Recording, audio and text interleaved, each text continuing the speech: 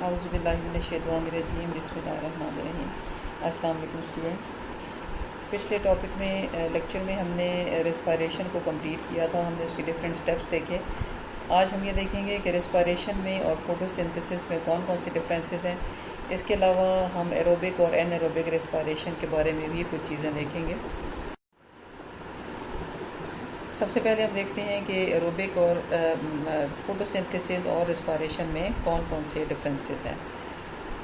तो सबसे पहला जो डिफरेंस है वो जो है वो सबसे मेन डिफरेंस भी है कि जो फोटोसिंथेसिस है it is an anabolic process, कि इसमें कोई नई चीज़ बन रही होती है, और रेस्पिरेशन जो है वो कैटाबॉलिक है। और ये आपस में रिलेटेड किस तरह से हैं कि जो फूड बन रही होती है फोटोसिंथेसिस में वो ही उसी की ब्रेक डाउन हो रही होती है रेस्पिरेशन में, और उससे एनर्जी रिलीज़ हो रही होती है। और अगर हम इस चैप्टर के कॉन्टेक्स्ट में देखें तो चूँकि ये जो है ये बायो एनर्जेटिक्स में है, और इसमें आपने स्टार्ट में पढ़ा था कि एनर्जी जो है वो दो तरह की होती है जो एक से दूसरे में कन्वर्ट हो रही होती है। एक होती है काइनेटिक, दूसरी पोटेंशियल। तो जो पोटेंशियल एनर्जी है वो स्टोर होती है इन the form of food in this process, और आती कहाँ से है? लाइट एनर्जी से। तो लाइट एनर्जी कन्वर्ट हो जाती है फूड की शक्ल में, और जो फूड है उससे वो कन्वर्ट होती है इनटू एटीपी और usable form of energy during the process of respiration. अच्छा जी, इसमें क्या है? इन्वेस्टमेंट ऑफ लाइट एनर्जी है to store in the form of bond energy. और अब यहाँ पे जो बॉन्ड एनर्जी है it is transform into chemical energy of ATP. यहाँ पे लाइट एनर्जी चेंज होती है इनटू बॉन्ड एनर्जी। कौन सी बॉन्ड? जो ग्लूकोज के बॉन्ड होते हैं, कार्बन हाइड्रोजन बॉन्ड्स। अब यही जो कार्बन हाइड्रोजन बॉन्ड्स हैं दे आर ट्रांसफॉर्म्ड और change into chemical energy of ATP, क्योंकि यहाँ पे उनकी स्टोरेज का मकसद ही यही था कि उसको एटीपी में कन्वर्ट किया जा सके और बॉडी को एनर्जी मिले। और जब तक एनर्जी एटीपी की फॉर्म में ना हो इंडिविजुअल उसको यूटिलाइज़ कर ही नहीं सकते। इसलिए फोटोसिंथेसिस के बाद रेस्पिरेशन जो है वो लाजमी प्रोसेस है। अगर फोटोसिंथेसिस हो लेकिन रेस्पिरेशन ना हो ऑर्गेनिजम्स को एनर्जी नहीं मिल सकती। अब किन किन ऑर्गेनिजम्स में ये होती है? Bacteria, all algae and plants. और ये रेस्पिरेशन तो ज़ाहिर है सब में ही होनी है, क्योंकि फोटोसिंथेसिस सब में नहीं होती। कुछ अपनी फूड बना सकते हैं, कुछ नहीं बनाते, लेकिन रेस्पिरेशन तो सब में ही होगी, तो तभी उनको एनर्जी मिलेगी। साइट ऑफ अकरेंस कहाँ पे होती है? ये क्लोरोप्लास्ट में। और ये पहला स्टेप साइटोप्लाज्म में कौन सा था? ग्लाइकोलाइसिस। और दूसरा जो है वो माइटोकॉन्ड्रिया में होता है, जिसमें क्रेब्स साइकिल है और इलेक्ट्रॉन ट्रांसपोर्ट चेन है। तो ये दोनों माइटोकॉन्ड्रिया में होते हैं। टाइम जो है ये सिर्फ दिन के टाइम हो सकता है, क्योंकि इसके लिए लाइट चाहिए।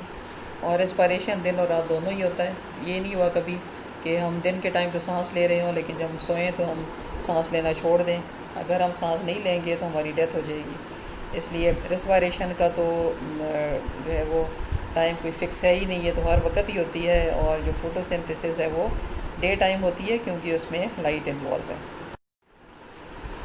अच्छा जी, अब एरोबिक और एनारोबिक में हम डिफरेंसेस देखेंगे कि किस में ऑक्सीजन प्रेजेंट है, किस में नहीं। एरोबिक में है और एनारोबिक में नहीं है। नंबर ऑफ़ एटीपी एरोबिक में ज़्यादा प्रोड्यूस होते हैं। क्यों? क्योंकि इसमें सब के सब कार्बन हाइड्रोजन बॉन्ड्स जो हैं वो टूट जाते हैं। और एनारोबिक में चूँकि ऑक्सीजन नहीं मिलती है, ग्लूकोज के साथ कंबाइन नहीं होती है, तो सब के सब जो कार्बन हाइड्रोजन बॉन्ड्स हैं वो नहीं टूटते, और इसलिए बहुत कम एनर्जी प्रोड्यूस होती है। सिर्फ 2 एटीपीज़ बनते हैं। फाइनल प्रोडक्ट्स जो हैं वो एरोबिक में तो एक ही है, कार्बन डाइऑक्साइड और वाटर। लेकिन इसमें डिपेंड करता है कि इसमें कौन सा जो माइक्रो ऑर्गेनिज़म है वो इसमें इन्वॉल्व है, और हम इसका नाम किस बेस पे देते हैं कि इसमें प्रोडक्ट कौन सा बन रहा है। तो या तो लैक्टिक एसिड बनती है, और या फिर इथेनॉल बनती है, और साथ कार्बन डाइऑक्साइड होती है। वाटर इसमें प्रोड्यूस नहीं होता। कार्बन डाइऑक्साइड बहरहाल दोनों में होती है। तो साइट ऑफ अकरेंस एरोबिक में ग्लाइकोलाइसिस जो है it occurs in cytoplasm, Krebs cycle और electron transport chain they occur in mitochondria. और जो लैक्टिक एसिड फर्मेंटेशन है इट अकर्स इन साइटोप्लाज्म। ये सब की सब साइटोप्लाज्म में होती है। माइटोकॉन्ड्रिया इसमें इन्वॉल्व नहीं होते। क्यों? क्योंकि इसमें ना क्रेब्स साइकिल होता है और ना इलेक्ट्रॉन ट्रांसपोर्ट चेन होती है। और यही दो जो प्रोसेसेस हैं इनके लिए माइटोकॉन्ड्रिया ज़रूरी है। इम्पोर्टेंस क्या है, ये जो है ये सोर्स ऑफ एनर्जी है सब लिविंग ऑर्गेनिजम्स के लिए। लेकिन अब ये नहीं कह सकते कि एनारोबिक की इम्पोर्टेंस नहीं है। एनारोबिक जो है ये बहुत से ऑर्गेनिजम्स को एनर्जी प्रोवाइड करती है जिनमें और कोई सोर्स ऑफ एनर्जी नहीं होता, और ये उस वक्त भी एनर्जी प्रोवाइड करती है कुछ ऑर्गेनिजम्स को जिस वक्त ऑक्सीजन अवेलेबल नहीं होती। और इसके अलावा इससे बेशुमार जो फ़ायदेमंद चीज़ें हैं वो बनाई जाती हैं। जितनी भी हमारी डेयरी इंडस्ट्री है वो सब इस पर डिपेंड करती है। इसके अलावा इससे इथेनॉल बनाई जाती है, ब्रूइंग इंडस्ट्री जो है वो भी इस पर डिपेंड करती है, और चीज़ वगैरह इस तरह की सारी चीज़ें जो है वो एनारोबिक रिस्पायरेशन के थ्रू बनती हैं। तो इसलिए ये भी बहुत इम्पोर्टेंट जो है वो टाइप ऑफ रिस्पायरेशन है। अब हम स्टार्ट करेंगे नेक्स्ट जो टॉपिक चैप्टर है आपका, चैप्टर नंबर 8, और उसके हम 1-2 आज टॉपिक्स पढ़ लेते हैं, इंशाल्लाह आगे फिर हम कल पढ़ेंगे। अच्छा जी, अब आपने देख लिया कि जितने भी ऑर्गेनिजम्स हैं उन सबको फूड चाहिए ज़िंदा रहने के लिए, क्योंकि फूड के बगैर उनमें एनर्जी नहीं होती कि जिससे वो सरवाइव कर सकें। तो बहरहाल अब ये जो फूड लेने का तरीका है दिस इज़ कॉल्ड एनर्जी, या इसको हम अगर यहाँ से देखें कि आपने इसकी यहाँ से डेफिनेशन याद करनी है। The process in which food is obtained और प्रिपेयर्ड। ऑब्टेन का मतलब क्या है, ये यहाँ पे एनिमल्स का जिक्र है क्योंकि वो ऑब्टेन करते हैं, लेते हैं दूसरों से, और प्रिपेयर्ड प्लांट्स प्रिपेयर करते हैं। और इसके अलावा एब्जॉर्ब का किसके बारे में कहा गया है, फंजाई के बारे में, क्योंकि फंजाई जो हैं वो उनमें मोड ऑफ न्यूट्रिशन क्या है, एब्जॉर्प्शन। तो इसमें 3 चीज़ों का जिक्र है, एनिमल्स का, प्लांट्स का और फंजाई का। अच्छा, अब ये तीनों जो हैं जिस तरह से भी ये फूड लें, औरों से लें, खुद बनाएं या एब्जॉर्प्शन के तरीके से लें, ये उसे क्या करते हैं, they convert into body substances for growth and energy is called nutrition. तो सबसे पहले जो है वो फूड को हासिल किया जाए, उसके बाद उसको बॉडी के डिफरेंट सब्सटेंसेस में, सब्सटेंसेस कौन कौन से हो सकते हैं, प्रोटीन हो सकती हैं और मुख्तलिफ़ चीज़ें जो भी हमें ग्रोथ के लिए चाहिए उसके लिए, और या एनर्जी हमें इससे हासिल होती है अपने मुख्तलिफ़ काम करने के लिए। तो दोनों चीज़ों के लिए हम यूटिलाइज़ कर सकते हैं, एनर्जी के लिए भी और ग्रोथ के लिए भी।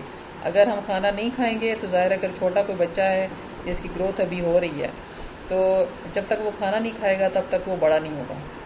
और साथ साथ ये तो बच्चों की बात है, अगर कोई बूढ़ा भी है तो वो उसमें ग्रोथ तो नहीं हो रही लेकिन एनर्जी के लिए उसको फूड खानी पड़ती है। तो अब ये जो डेफिनेशन है ये यहीं से आपने याद कर लेनी है। अब जो भी हम खाना खाते हैं, जो भी चीज़ खाते हैं, उसमें कुछ एलिमेंट्स होते हैं और कंपाउंड्स होते हैं, इन्हें हम कहते हैं न्यूट्रिएंट्स।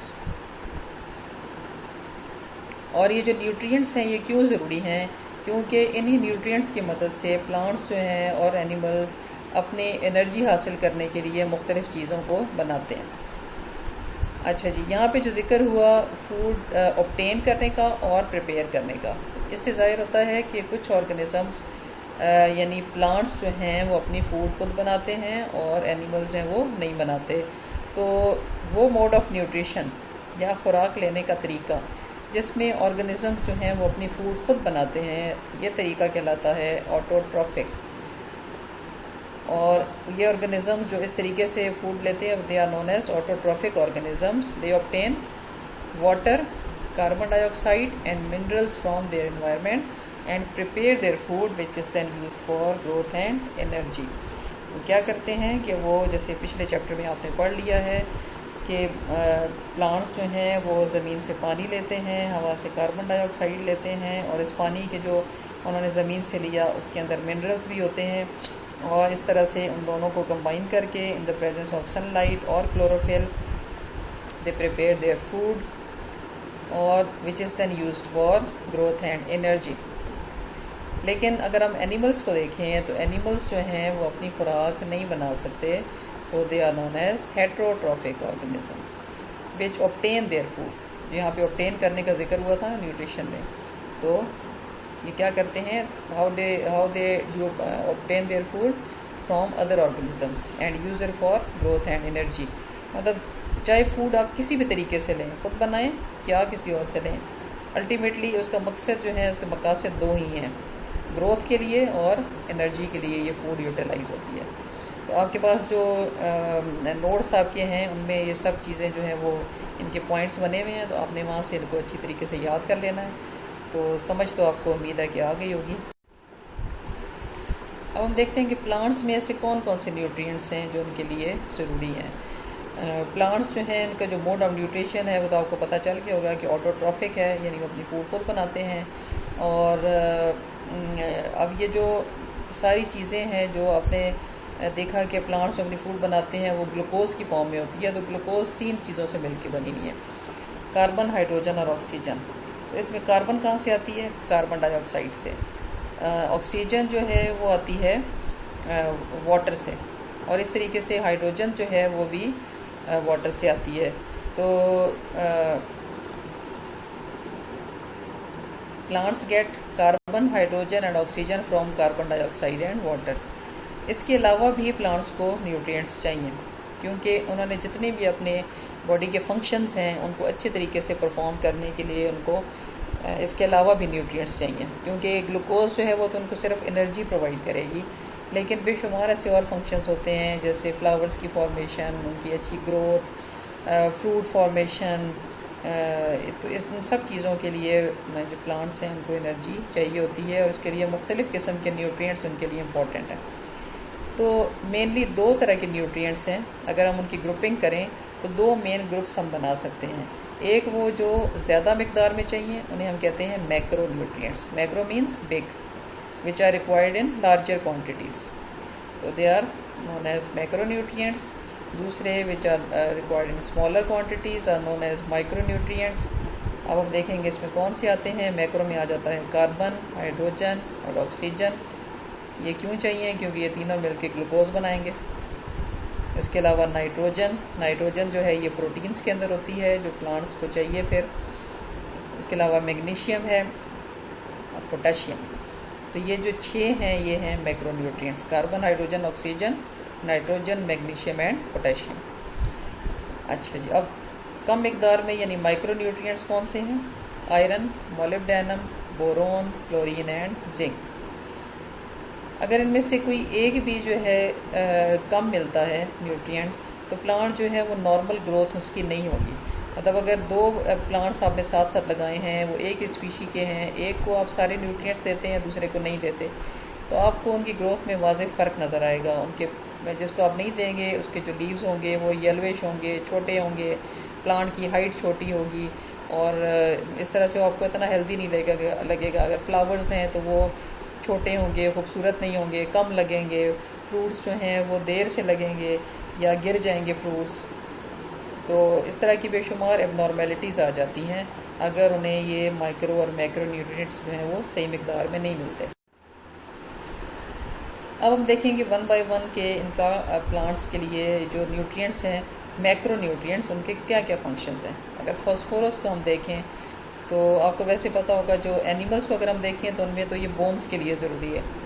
अब प्लांट्स में हम देखते हैं कि कौन कौन सी चीज़ों के अंदर फॉस्फोरस होता है। एटीपी के अंदर आपने पीछे देखा कि फॉस्फेट बॉन्ड्स जो हैं उनकी शक्ल में एटीपी एनर्जी स्टोर करती है, और एक जब फॉस्फेट बॉन्ड टूटता है तो 7.3 kilo calories of energy release होती है।